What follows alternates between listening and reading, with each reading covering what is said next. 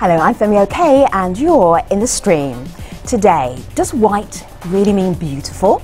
Hundreds of millions of brown and black people around the world think so, and maybe putting themselves at risk to become more fair.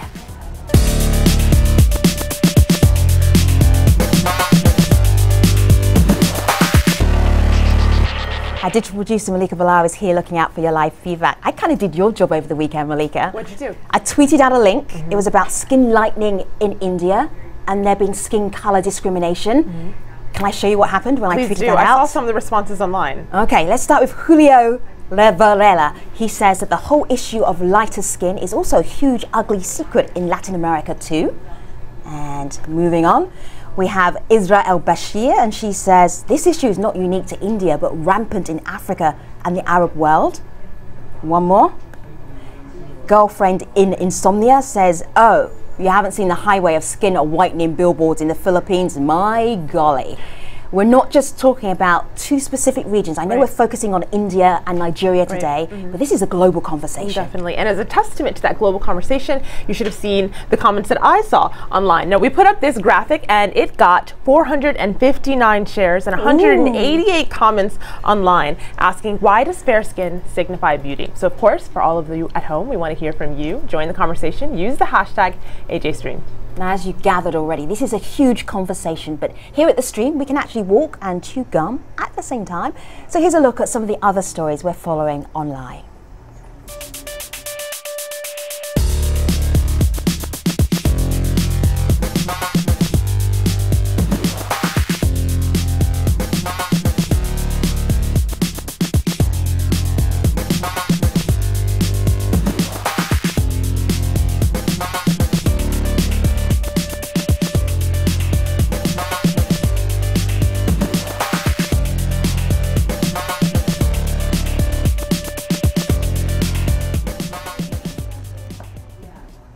Billions are spent every year on skin lightening products by women and men from countries as diverse as Nigeria and India and the Philippines.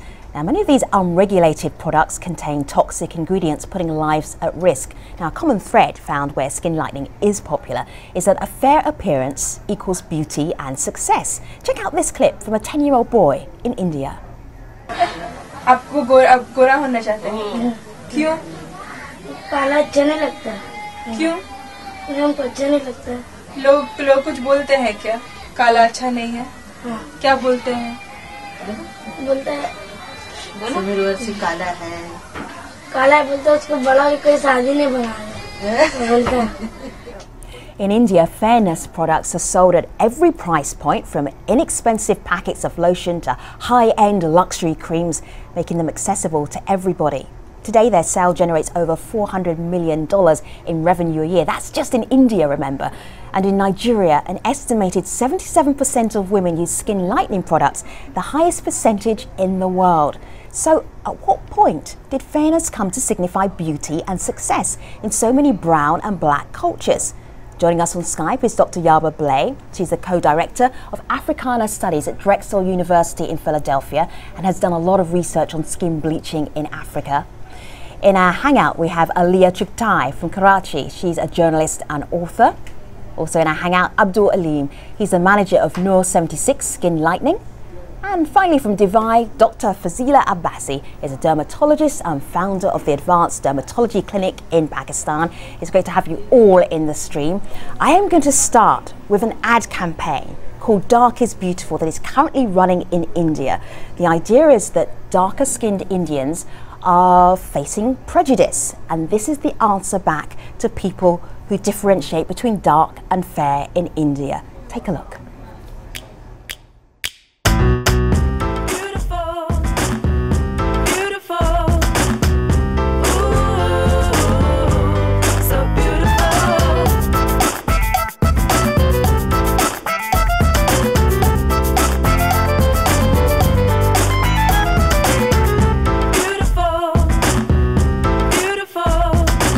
Celebrate 1.2 billion shades of beautiful. Say no to skin color discrimination. Dark is beautiful.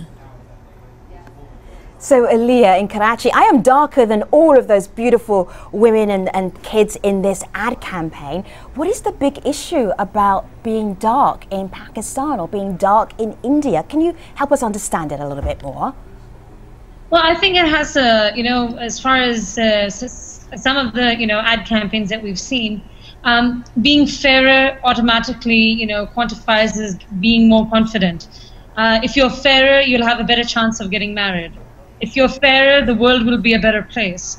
Whether it's a post-colonial hangover that we still have left in the subcontinent, or, is it just generally that women and men in general just tend to be vexed? I believe it's a crisscross of the two, because I've grown up being a dark person in my family. My mother was a very fair person, light-colored eyes, almost blonde hair. And then there was me, and I've grown up listening to, oh, such a shame, you're such a beautiful mother. So sad that you didn't get any of those things. Can I just chip in? You grow up with things. Yes, okay. So we've already got the conversation started. Who wanted to chip in? Go ahead and chip in. Yeah, can I just chip in? I think I would like to agree with Aliyah, what she said, because we all realize and we admit the fact that the growing trend for skin lightening has almost reached epidemic levels. And as she said, that this is a self-denying legacy of the colonialism where white was right and white is still right. So I think we need to come out of that, and that's where the mindset has to be changed.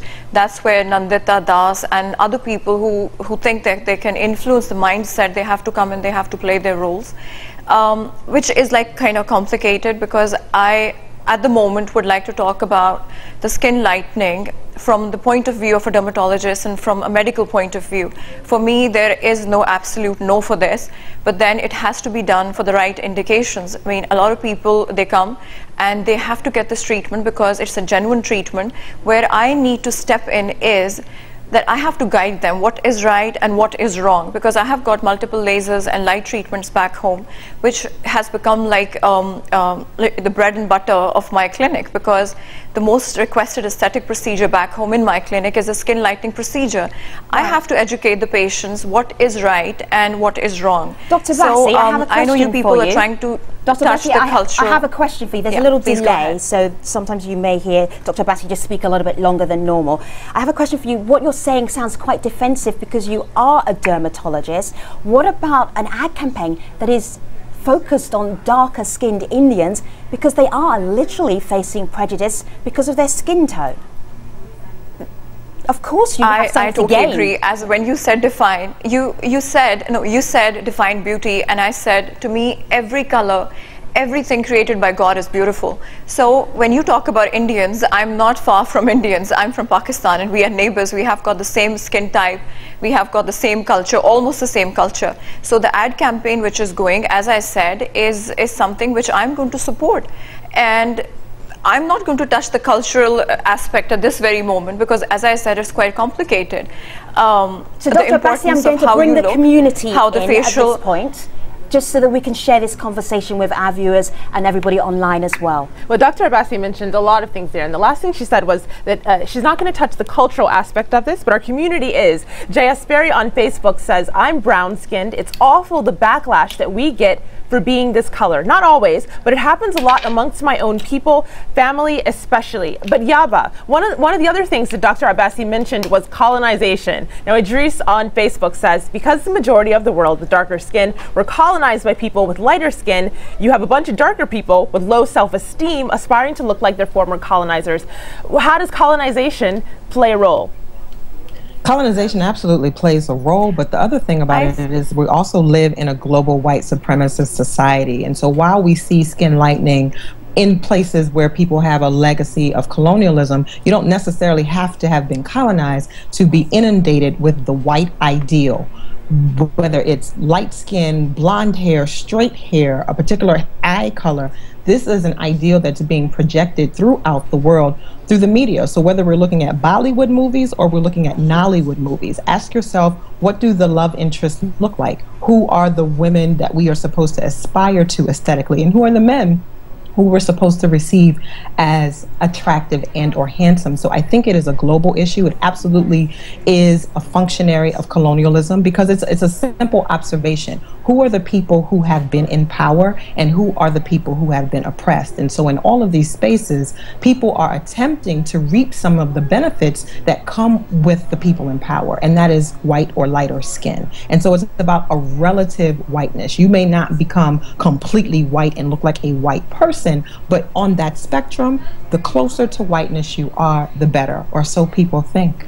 So I am looking at a very handsome picture, in fact 2 handsome pictures of Abdul Aleem, who is in Manchester right now. Abdul, I see one picture of you, you're looking darker, and another picture side by side, you're looking lighter. You're using a skin lightening product. Why did you do that? First of all, I'm trying to answer the question from the lady. I don't believe at all it's to do with colonialism. We sell a product, and I'll tell you how I got to selling the product. I used to go on holiday a lot, and I used to think, I've got Asian skin, I can sunbathe as much as I want, I'm not going to get any darker. But I was wrong. So when I came back to the UK, my parents looked at me and asked me, what on earth happened to me? Why have I gone this dark for? And I waited a couple of years, and Asian skin can be very stubborn. It doesn't lighten quickly at all. So I decided to form this, with my sister who works in nuclear medicine, to look for a product which would lighten my skin back to its original shade again. We found a product, we formulated it, and it made me lighter than what I was. Why would you worry about being darker? You look great either way. What's the big deal? I mean, yes, I did, but I felt like there's a pressure from the community, pressure from my parents to look to get back to the original shade again. Well, obviously, we turned that into a business, and we found that the customers that we attract don't have any kind of issues with, they've never said, oh, I want more power, or I want it for a certain reason. They really want to look more beautiful. It's the same reason why people wear makeup, it's the same reason why people color their hair. It's the same reason why people get up in the morning and apply, all sorts of things onto their face. It's beautification. They feel that being a certain shade will make them feel more beautiful. Can I jump in? Feel more confident, and they're free to do that. Yes, absolutely. Yaba, go ahead. Yes. Can I just say something? Beauty, Dr. Yaba's going to jump in, and then we'll come back to you. Somewhere. We have to ask ourselves, how is it that a vast diversity of people all over the world are all thinking that lighter is better? That comes from somewhere. I'm from Ghana. Everyone in Ghana is my complexion or darker. We do have some people who are naturally lighter, but that's a hold on relative so that we can hear Yaba, but and then in we come that back to you. space, people are attempting to lighten their skin because of the I have to say ideals of beauty that are being projected onto them. All right, so Abdul, respond, and then we'll bring you back in. I mean, I absolutely disagree with the fact that she thinks that everyone thinks lighter is better. They don't. We've dealt with tens of thousands, hundreds of thousands of customers. They don't think lighter is better. I mean, the Western world is hooked on skin tanning products. So do they think darker is better? So it really is. People think that the grass is greener on the other side. Light people want to get darker, dark people want to get lighter, and nobody wants to be white as such. People want to get to a certain skin tone. They find that the olive skin tone makes their complexion look better, it makes them look healthier, and that's what Can I jump in for a second, please? Dr. Abassi, go ahead. I disagree. I think I would like to agree with Abdul. Everybody's talking about the colonialism and the Caucasian skin and how it has become the hallmark of beauty. But I think I'm going to agree with him that, it's also something which is like a basic inherent human trait. You crave for what you don't have. So the Western world is tanning, and the Eastern world is trying to get trying to have a lighter skin tone. So that's also something which is basically dictating the social and the cultural norms. Alia, go ahead. The social and the cultural norms of recognition. I believe that there is a strong aspect of colonialism left over in the subcontinent. I'm not an authority to speak on other countries, but at the same time, I do have to agree with both Fazila and Abdul as well, that I do believe that no matter what skin tone you may be, people are inherently unhappy and they want a change. Fairer people want to tan. They spend weeks in the summer tanning so they can have that warm glow. Fairer people or subcontinental people stay out of the sun, and they're vitamin D deficient, by the way. That's one of the biggest medical conditions that women and men in Pakistan have, is that there's a mass vitamin D deficiency because we just stay out of the sun in general. So it does, I think it's a mix of both. Yeah, Alia is absolutely right, and I think she has a valid point. I think Alia has a valid point. I would like to emphasize on the vitamin D deficiency. All right, I'm just gonna reset this conversation for a moment. I'm just going to reset this conversation for a moment because I really want to get the community in. I know the guests are rowing to go at each other, but we have a limited amount of time. So, Malika? Oh, there were several things mentioned. Our community online is jumping at the bit to get in on all of them. Right. Jamal Jeffers on Facebook says, in the 60s and the 70s, the call was black is beautiful. It seems not even the echo has reached the Middle East, and though I'd argue other places other than the Middle East, of course, we're talking about Africa and South Asia today, people associate this obsession with fairness with women, but if you look at the supermarket shelves, skin lightening products for men are also offered. And Abdul Alim, I'd argue that's what you were saying. Absolutely. I mean, there's a massive demand, not just from women, but from men also. The market is growing rapidly it's all over the world. It's not just about India. It's even in the UK. And we sell most of our products in the UK. We have a brand called NUR76, and that sells to more Abdul, in the UK. I'm just going to ban you from mentioning that product ever again, okay? In the next 10 minutes. But we do understand where you're coming from. So carry on with your point. That's fine. Yeah, so we sell this product in the UK, and it's huge. I mean, it's not people in the UK, they don't feel colonialized, they don't feel disadvantaged. All they want to do is look better, they want to feel better, and they buy our products for various reasons. We're talking about men and men actually brightening or whitening their skin. There was an advert that we came across from the huge Bollywood star Shah Rukh Khan. It's so amazing that we really wanted you to see it. He's actually selling a whitening product, so check this out. विरासत में सिर्फ दुआएं मिली थी, बड़ा नाम नहीं, पर मुझे चाहिए था ज़्यादा इज्जत, ज़्यादा शोहरत, ज़्यादा फैंस। तो जब दुनिया सोती थी, मैं जागता था, खुद को ही शाबाशी देता और खुद को ही डांटता था, क्योंकि मुझे चाहिए था ज़्यादा। तो स्टंट्स को जुनून, एक्टिंग को जिंदगी और फेयर एंड हैंडसम को हम सफर बना लिया, और मैं बन गया बादशाह। मर्दों की टफ स्किन के लिए बना नया फेयर एंड हैंडसम जो दे ज्यादा स्किन पेनिट्रेशन, ज्यादा ऑयल कंट्रोल, ज्यादा स्वेट कंट्रोल, ज्यादा सन कंट्रोल और ज्यादा fairness. World's number 1 Emami fair and handsome, क्योंकि मर्दों को चाहिए ज्यादा। So, you don't even have to speak the language that Shah Rukh Khan is speaking to understand the message in that little advert. Fair is better, fair means success. Dr. Yaba, when we're looking at this issue of skin lightening, and it's prevalent all over the world, is it to do with demand or is it to do with the advertising, why it's so popular?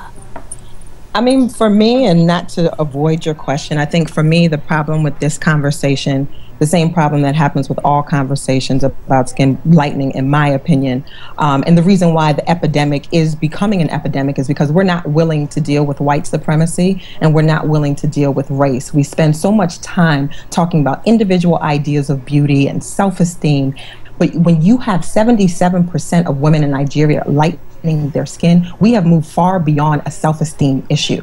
White supremacy is real. This idea that whiteness equates better lifestyle, a better quality of life is real. And until we're willing to address that issue, we're going to remain in this situation. We talk about billboards, so I can go to Ghana and talk to the Food and Drug Board and ask them, on paper, you say that skin lightening products have been banned. But in practice, I can move the streets of Accra and be bombarded with 60-foot billboards. You allow these products into the country for the sake of fair trade. So we're talking out of both sides of our necks, if you will. On the one hand, we want to castigate people for personal choices and bleaching, but on the other hand, we make the products available. And when you don't make the products available, what do? They make their own. People bleach with Clorox bleach, chemical hair relaxer, canned tomatoes, Pepsodent, washing detergent. People are invested in bleaching. Yeah, but you mentioned, I want to jump in here because you mentioned the billboards. We have a tweet here from Raisa who says, advertising and celeb endorsements play a huge role in perpetuating the belief that light skin is desirable and that it's linked to success. But yeah, but you also mentioned Nigeria. We have a video comment from one of our community members, Katie Mark, and Katie is working on a documentary about this very issue. I want to play the video comment here, and I would like to know what you think afterwards. Go ahead. Being British Nigerian, I've experienced the prejudice of having dark skin in both countries, but in Nigeria it's just a lot more blatant. I've been told when I'm back home in Nigeria that I'm too dark to find a husband, and that's why I'm not married. I've been given a skin lightening cream for a birthday present, and I was going to a wedding once, and the makeup artist put foundation that was 3 shades lighter than my skin, and when I asked him why, he said that my skin tone wasn't a very popular colour, so he didn't carry that colour. So yeah, but in Nigeria, she was told that he didn't carry the color of skin that she is. Which is interesting because the color that she is does exist there. And it's interesting, you know, it's hard to speak about skin lightening all over the world in this kind of generalized blanket way, because what we know, for example, if I had to compare Nigeria with Ghana or Nigeria with Senegal, we come in different colors, and we find, let's say, a greater majority of people with a relatively lighter skin in Nigeria. And so I can't necessarily speak for that culture. It could be that there are larger numbers of lighter skin, naturally lighter skinned people in that space. In Ghana, not so much. In either case, it is a performance of this standard of beauty. So whether it's through bleaching, or whether it's through staying out of the sun, or whether it's through marrying somebody of a lighter complexion so that your children will be lighter, or if it's using makeup that's 3 shades lighter, people are attempting to perform that identity to reap some of the benefits. Now we started with Could the darkest... I interject here for a second, please? Yes, sure. I just very quickly, because I want to get one more thing that I would like to add. Yes, go ahead. No, I just wanted to add on to something what Dr. Yaba was saying, that, you know, I think I was at least about 21 or 22 when I went to college in the US, and I took my bleaching kit with me because that's what I've been doing my entire life. And I think it was at least until about that age, about 22, that I realized, and when someone told me that, you know, I have a beautiful skin tone, and I was like, huh? What are you talking about? This is not beautiful. And it was very bizarre to hear someone comment on my skin tone that it was actually acceptable. So it does come from a self-esteem point of view as well, as much as what, I mean, yes, it's a cultural thing, but these things do damage your confidence, your self-esteem. And what Dr. Yaba was saying about, you know, you have to, you know, you have to be fair in order to get married. It's one of the biggest problems that we have in Pakistan today. Let me just begin to wrap up this part of our conversation. Right. And I'm just going to ask you to hold tight, all of our guests, because I want to get Nandita Das in. She is an Indian actress and an activist. She was backing the Dark is Beautiful campaign that's running in India right now. And we asked her about the idea of discrimination, because whatever our guests may feel and may not be on the same page about skin lightening, if individuals are being discriminated against because of their skin tone, then there is at least an issue with some people. Have a listen to what Nandita Das says about attitudes in India. Change also happens with one generation skipping it. Like my parents skipped this, let's say this complex. You know, my grandmother, when I was small, she would say, oh, put turmeric, you know, don't go out in the sun.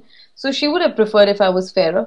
But the fact is that because my parents weren't obsessed with it or didn't really care, didn't ever talk about it, it really was a non-issue for them completely. They were dark, they have a dark child, but they were not concentrating on that. You know, they were like, oh, do you like music? Do you like dance? Do you like to paint? Do you like with geography? Whatever, you know, the subjects that I did, take us to exhibitions, museums, whatever we did. So Aliyah, that gives us a sense that even though you were discriminated against when you were younger, that things might actually change in the future. Do you think a campaign like Dark is Beautiful will help? Alia? Alia, are you still there? It's a long way to Karachi. I lost you there for a second. Could you say that again? Yes, sure. We will come back to you to ask you if you feel the Dark is Beautiful campaign is something that's actually very practical and can help, so other youngsters growing up like you did don't feel bad about their skin tone. What's the community saying? How are they weighing in on this? Well, this is going to be an interesting post show. There's lots of unanswered questions still. So. And we have supersized the post show because we've only just got the conversation started. But I do have time to tell you about tomorrow's program. We'll be looking at the state of Bahrain's opposition. Anti-government activists there hope to gain a new momentum with a nationwide protest last week. But did their plans flop? We will be discussing that tomorrow. But we will be discussing it without Malika Bilal. The community, I have to tell you, you always tweet in when she's away, taking vacation. Just one day. Are you allowed? I think so. We will stagger through. We will do very well, actually. Omar Butter will be sitting in for Malika Bilal. Stay with us right now. The post show is next at stream.aljazeera.com, where we will continue our conversation about skin lightening around the world. Thanks for watching. See you online.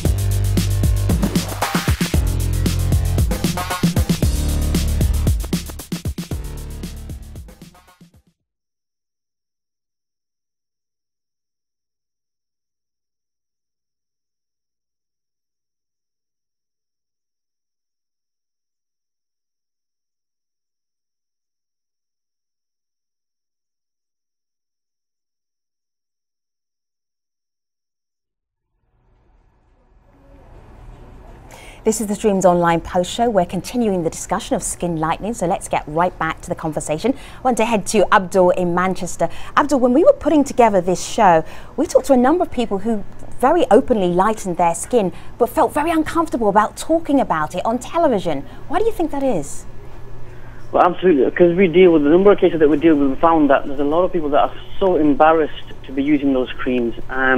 It's because they don't want people to know they're using lightening creams. They want people to think that they're naturally lighter. And the reason they want people to think they're naturally lighter is because they want to think they're naturally beautiful, because what they see lighter is as beautiful. So obviously, they don't want to reveal that they're using these creams. And the reason why, I mean, what we do for those customers is we actually ship the product out to them in a plain box, because they don't want their neighbors looking at what they're getting delivered and saying, hey, this person uses this cream to get lighter. So they're not naturally beautiful. And also what they do request from us is for us to peel off the labels from the bottles, so that if they do accidentally leave it on the dressing table, no one can look at it and think, hey, this person uses skin lightening creams.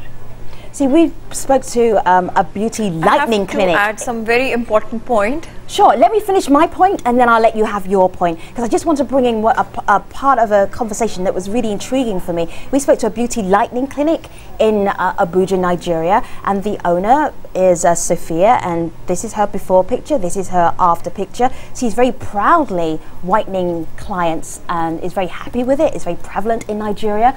But she said that when her pictures went out online, she got a lot of hate mail back because she was whitening. So that is quite confusing for a country that has about 77% of people who are whitening, but then getting hate mail. Dr. Yaba, can you make sense of that for me?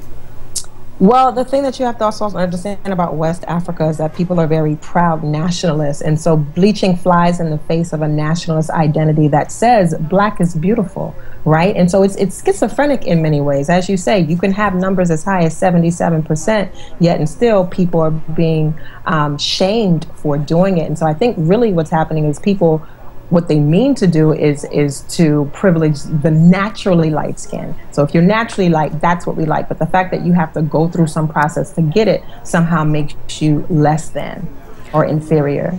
And yeah, but speaking of that privilege, we have a tweet here from Darkling who says, many countries' lighter skin propels you from a menial out-of-sight job to better paid front of house, perpetuating skin lightening. So can you delve a little bit deeper into what that privilege and how it relates to in today's society? Sure. I mean, I think the privileging, and again, I'm coming from the perspective of looking at white supremacy and the legacy of colonialism. When the colonial powers were in many of these countries, the people who were given privilege were those who the Europeans could rest assured were more civilized like them. And they looked at light skin as an indication of civilization, meaning the thought is, if everyone is naturally dark here, for you to be lighter, you must have some semblance of European ancestry, which means I can count on you being more like me and more civilized. And so in many ways, as much as we talk about light skin being an indication of beauty or attractiveness, in a colonial space, in a white supremacy space, it is an indication of civilization, of humanity. And so we're going to put the people out front who are more civilized or who are more human. Dr. Bassi.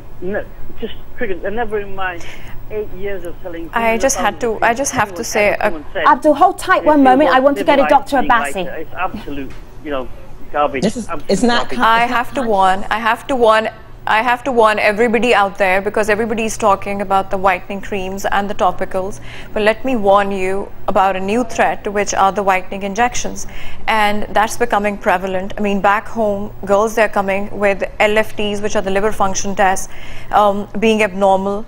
And they're suffering from a liver damage, they're suffering from renal damage. Why? Because the whitening injections, which are the glutathione injections, they are just injected in their bloods, and it's becoming very, very prevalent. So we need to talk about that as well, and there needs to be, there has to be an awareness in public, as well as we need to pose a question to the government and the regulatory authority bodies.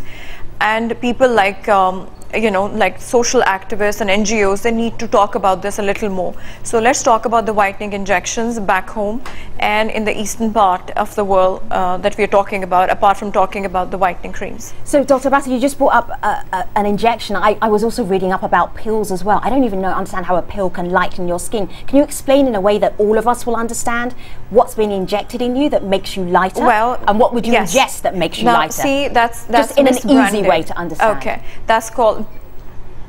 Absolutely. Glutathione is something which is like, let's say it's like a vitamin, it's an antioxidant, and that is just to make you healthy. But then the manufacturers, they're claiming that this is a whitening thing, and if you inject it in your blood, you take it as an IV injection, it's going to lighten the skin tone. Now, in hope of getting a lighter skin tone, a patient who is socially and culturally pushed to a point where she is willing to do anything and everything, she goes in hands of an amateur, and let me call them predators, because this is a very unethical approach on part of a medical, on part of my medical fraternity. There are people who are doing it, and they go and they get it injected in their bloods, their livers are getting damaged. I have seen young girls suffering from liver, severe liver problems, just because in hope of getting a lighter skin tone, they have been having these kind of injections. So you need to talk about that as well, because so far what I assume is that we're talking about creams and formulations, but nobody's talking about the skin bleaching which is going on in the salons. Okay, so which Dr. is in Bassey, the, you in the just spas, have, so and that is you. nothing but that's ammonia. All right, so you brought that up into the conversation. Malika?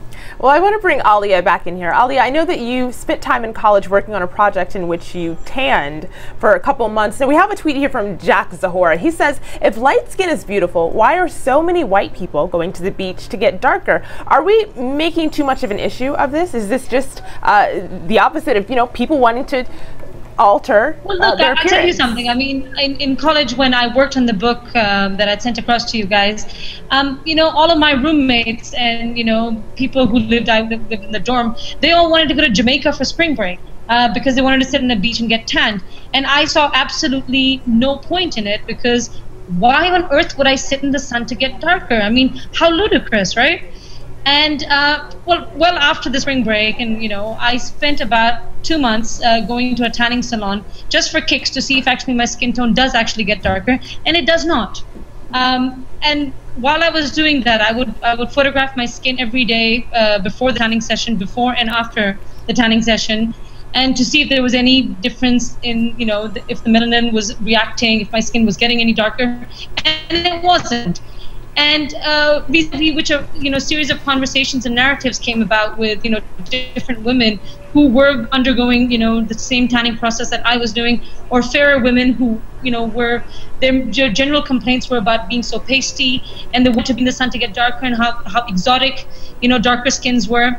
And that's where the book came into being, where it is a collection of narratives of, you know, what women feel about their skin tone. But Ali, I want to hone on something. I don't mean to interrupt you, but I want to hone on something that you said. You said when your friends were doing it, you thought, why would I go to Jamaica to get darker? That's ludicrous. That's the word you use. So does that speak to the mindset that you grew up in? Absolutely, absolutely, because up until then I was still bleaching my skin, and well, I mean, soon after that I pretty much stopped, and I go to the beach, and I like to get suntan. I'd like to get a couple of tones darker, you know, and I really enjoy being out in the sun now. But that comes from being able to be comfortable and having a self-esteem that accepts your skin tone, which unfortunately in my society, being a certain skin tone doesn't allow you to be. It's not okay to be, you know, even a shade darker than the acceptability of being able to get married, because God forbid, who wants to get married to a dark girl? The children will be dark. You know, no hope for me, Alia. I'm never going to get married. Blasphemy, I know. I mean, goodness.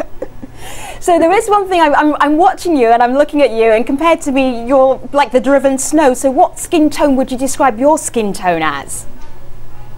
I would like to think I'm a medium tan, and I'm very happy with it. Growing up, I wasn't allowed to wear white because, you know, God forbid, you know, your skin tone in white is just you're going to look even darker. Why would you do that? And, you know, and the funny thing is now pretty much most of my wardrobe is white, because I love how it offsets my skin tone with a little bit of bronzer. It looks great. I love it now. Let me go to Abdul. Abdul, because when Dr. Yabba was talking about... melts down. Let me just go to Abdul, because he was trying to speak and he got squeeze out of the conversation. Abdul, when Dr. Yab was talking about being paler, being the equivalent of being more civilized, you were very upset about that. Can you just jump back in and reiterate what you were trying to say? Because we lost you a little bit. Well, I'll tell you, from the hundreds of thousands of people that we've sold to, that we deal with on a regular basis, not a single one of them has said to us that they want to lighten their skin because they will feel more powerful or more supreme, or they will feel, you know, it's amazing. That's not the point. It's shocking, actually. And on another note, Alia needs to decide whether she wants to be darker or whether she wants to be lighter. She can't just, whatever people want, you know, our parents want me to be lighter, society wants me to be darker.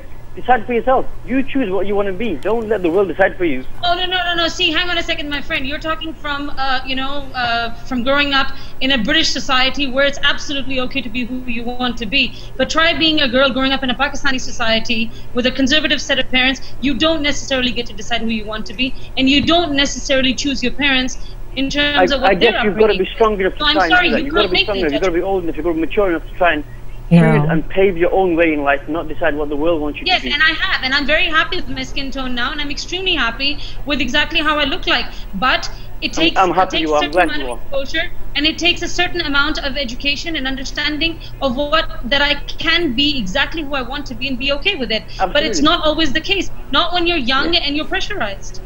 Let me share with all of you a story that is remarkable, which just really emphasizes what we're talking about. So the link that I tweeted out to tell our audience that we're talking about skin lightening and a campaign that's running in India right now is on my computer, and it's from the Guardian magazine, and the title is India's Unfair Obsession with Lighter Skin. This is Nandita Das, who we heard from a little bit earlier, and the journalist who wrote that article is called Manisha Rajesh, and Manisha said she was shocked when she saw her photograph, because this is what happened in her skin lightening article. This is how she really looks. This is what the editors decided that she should be looking like. So even when she's talking about the issue of skin lightening, the actual journalist bringing that up is lightened. She complained, the editor put her back to normal again. But that kind of gives you a sense of, wow, we've got a long way to go with this discussion.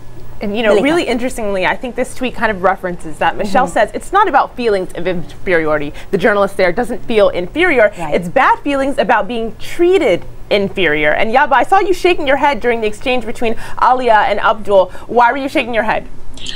I mean, again, as somebody who does this research, and I'm an academic, which means I'm looking at theory, I'm looking at history, and I just think we do ourselves a disservice when we start talking about people's personal ideas. These ideas come from somewhere, and it's absolutely dangerous to liken skin tanning with skin lightening. If you know the history of tanning, tanning has nothing to do with people wanting dark skin to get any of the privileges that come with being dark skinned. Let's be clear, when white people tan, there's nothing about blackness that they're trying to seek. Ask yourself if the same exists when people lighten. People are trying to get access to whiteness. You cannot have this conversation and not talk about race. Otherwise, we will continue to have skin bleaching in pandemic proportions. It's not about individuals. So, Dr. Abbasi, as we're having this conversation, I can see you're pursing your lips. You're not happy. Why are you not happy? No, actually, I think I might bore you with my hardcore terminology, as Dr.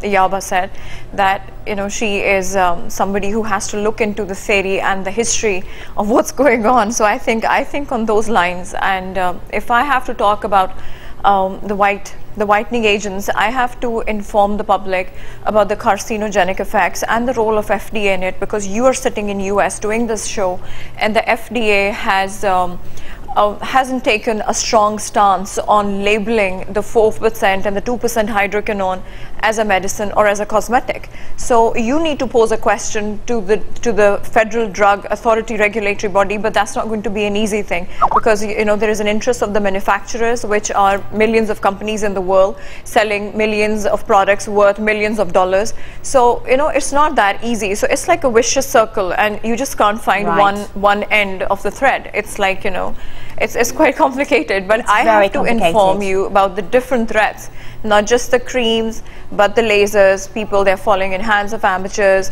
getting damages, of all sorts, scars, and they're even risking, if pregnant women, they're doing it because that's available over the counter. So even a woman is pregnant, she's not knowing that this is something that I cannot use, and that's not even written on the product because it's just available everywhere over the counter. That's all we have time for right now, unfortunately, in this conversation. Thank you so much. I have to also say, although we're sitting here in Washington, D.C., our entire show is seen all over the world. So it's not just about regulations in the US, we're also talking about skin whitening products around the world. So we're out of time. Even in a super-sized post-show, it's never long enough, not even when we supersize it. I have to say thank you very much to the guests, Dr. Yaba Blay, Alia Chuptai, Abdul Alim, and Dr. Fazila Abbasi. On the next show, we'll be looking at the state of Bahrain's opposition. Anti-government activists there hope to gain new momentum with a nationwide protest last week. But did their plans actually flop? We will find out in the discussion tomorrow. And I just have to tell you, community, do not start tweeting us tomorrow when Malika Bilal is not sitting here. Where are you going? I'm going on a trip.